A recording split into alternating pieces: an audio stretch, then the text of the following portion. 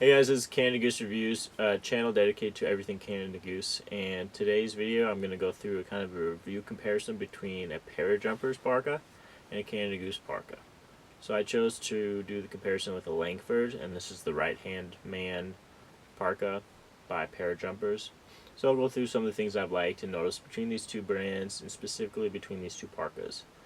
So the Parjumpers versus the Canada Goose or Canada Goose coats, or in this example the Langford. A big reason why you might choose the Parjumpers or the Canada Goose is probably based on the style of the coats. So Canada Goose offers a more variety of the styles. Parjumpers is more of this utilitarian look to them. They've got a lot of bells and whistles to them, a lot of these little features that make it look like you're wearing a serious heavy-duty winter parka.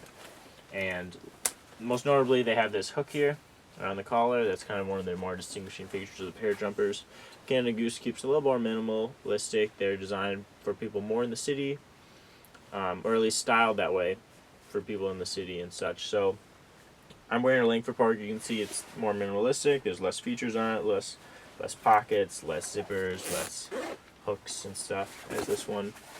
So when you're deciding between the two for the style, it's pretty much up to your personal opinion. I really do like the Parjumpers aesthetics, though. I kind of like their style and the look of these jackets.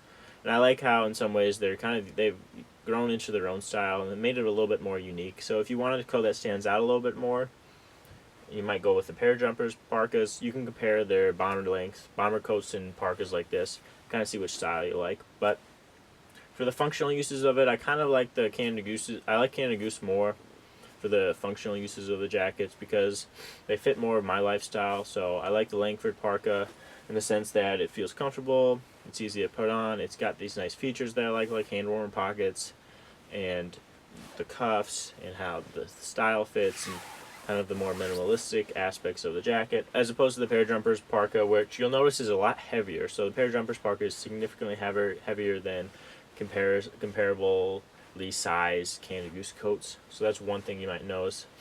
So one thing I do like about the Parjumpers, though, at least in this model, is that it has a tunnel hood feature. So you can really zip the hood up all the way and you get that nice coyote for rough around the front of the hood, so it keeps the warm air inside your head and keeps your face warm from the cold wind. I will say, though, one thing I don't like about how this is styled and designed is that when I put the hood up all the way with this Parjumpers one, the fur is literally like in my face and in my lips, which is pretty annoying. So it causes me to have to flip it out, which doesn't provide me the most protection.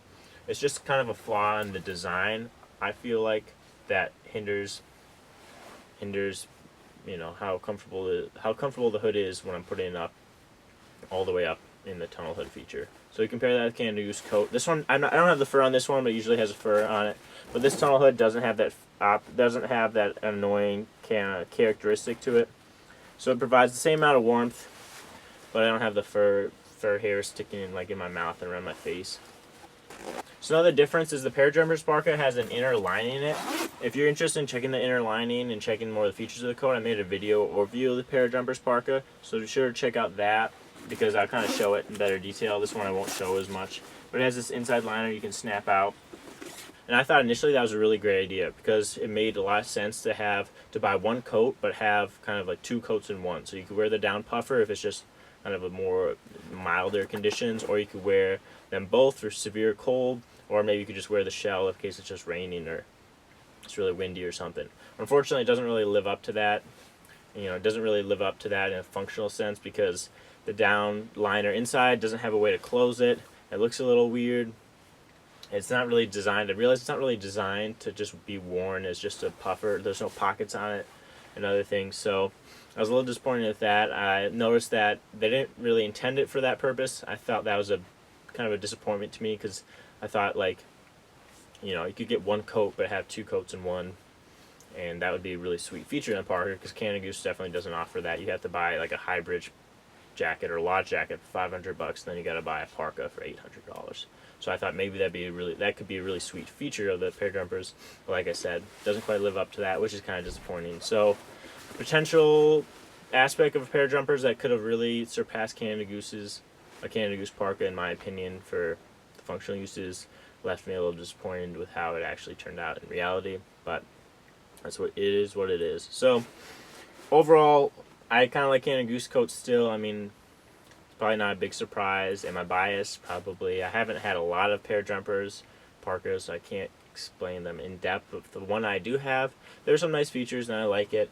I like the style of it, and it's pretty warm as well, of course. So, you know, you're usually gonna, if you're going for kind of a more alternative look, you want to go against the grain and do something not a lot of other people do or wear. You'd probably go with the Parjumpers over the Canada Goose. But if you just for purely functional and for depending on your style preferences, Canada Goose coats, in my opinion, at least functionally, are a better jacket. That's been my review comparison between a Canada Goose parka and the Parjumpers parka. If you're interested in checking out more videos, make sure to go through my entire collection of videos. Subscribe, because I'll be doing more videos of all things Canada Goose, occasionally Parjumpers parka, or occasionally another luxury brand parka. So stay tuned for that. Also, I'll be uploading a video where I compare the warmth between a Canada Goose coat and a Parjumpers parka. So you also want to check that out. Thanks for watching, guys, and stay warm.